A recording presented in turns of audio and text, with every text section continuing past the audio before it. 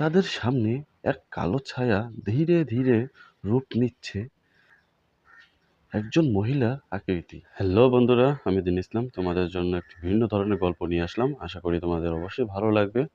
ঠিক আছে, গল্পটির নাম হচ্ছে অভিশপ্ত ম্যানশন। তাহলে চলো বেশি কথা না বাড়িয়ে আমরা গল্পে চলে যাই।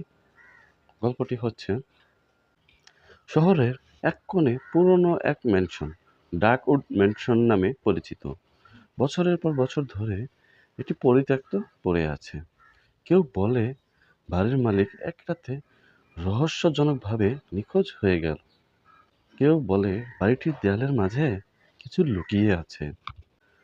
একদিন একদল বন্ধু রিফাত, তুহিন, আইমান, নীলা এবং রিয়া এক অদ্ভুত আমন্ত্রণ পায়।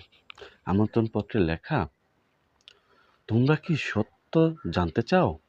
ডার্কউড ম্যানশনে এসো। মধ্যরাতের আগে না আসলে সত্য তোমাদের নাগালের বাইরে চলে যাবে। বন্ধুরা প্রথমে মনে করে এটি হয়তো কোনো প্রাঙ্ক, কিন্তু রিফাত সাহস করে বলে, একবার দেখে আসলে ক্ষতি কি? যদি কিছু নাও পাই, অন্তত একটা অ্যাডভেঞ্চার হবে। রাতের অন্ধকারে তারা ম্যানশনের সামনে দাঁড়ায়। বিশাল লোহার গেটটা নিজে থেকেই খচমচ শব্দ করে খুলে যায়। সবাই একে অপরের দিকে তাকায়।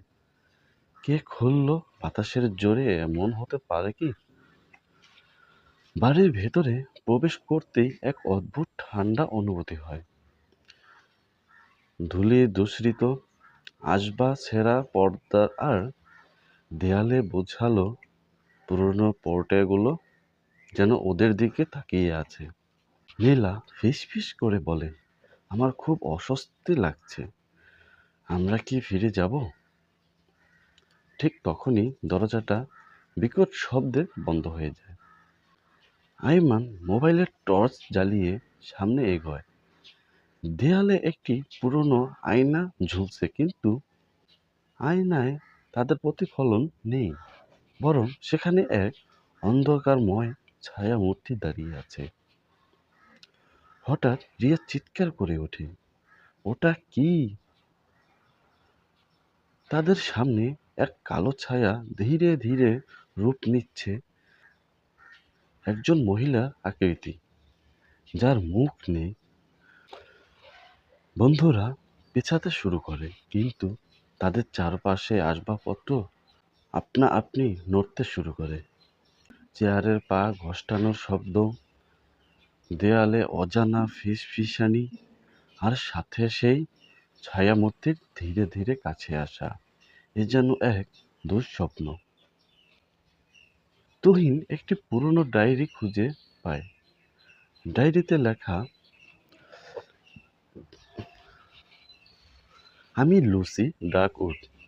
আমি জানি কেউ আমার কথা বিশ্বাস করবে না, কিন্তু এই বাড়িটি অভিশপ্ত। 1875 সালে 1875 সালে এক কালো জাদুকর এখানে আত্মা বন্দি করেছিল। এখন আমিও সেই অভিশাপের অংশ। রেফার ডায়েরির শেষ পাতাটি উল্টে দেখে, সেখানে লেখা, যদি এই বাড়িতে ঢোকার ভুল করো, তবে ফিরে যাওয়ার পথ নেই। ঠিক তখনই আইমান অনুভব করে কেউ তার কাঁধে হাত রেখেছে। সে ধীরে ধীরে মাথা ঘুরিয়ে দেখে শূন্য চোখ, বিকৃত মুখ আর ফাঁকা এক হাসি নিয়ে এক মহিলা দাঁড়িয়ে আছে। তো বন্ধুরা, এই ছিল আমাদের গল্পের প্রথম অংশ। তো আশা করি অবশ্যই ভালো লেগেছে। এই গল্পটা যদি আমি পুরোটা বলতে যাই তাহলে অনেক বড় ভিডিও হয়ে যাবে। ঠিক আছে? যার জন্য পুরোটা করা হয়নি। ইনশাআল্লাহ আশা করি নেক্সট ভিডিওতে পরবর্তী গল্প আমি নিয়ে আসবো। তো সে পর্যন্ত সবাই ভালো থাকবে, সুস্থ থাকবে। ধন্যবাদ। আর হ্যাঁ, যদি ভিডিওটা প্রথম দেখে থাকো অবশ্যই লাইক, কমেন্ট, শেয়ার ও ফলো করে পাশে থাকবে। আসসালামু আলাইকুম।